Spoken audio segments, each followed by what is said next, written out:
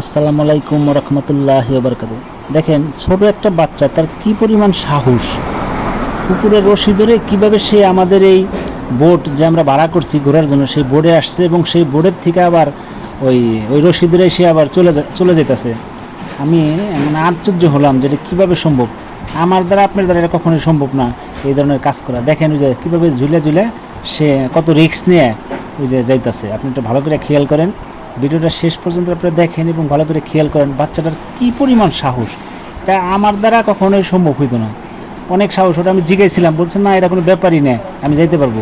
প্রথমে আমি তাকে যাইতে দিতে চাইনি, কিন্তু সেই ইচ্ছাকৃতভাবেই বলছে না আমি যাইতে পারবো।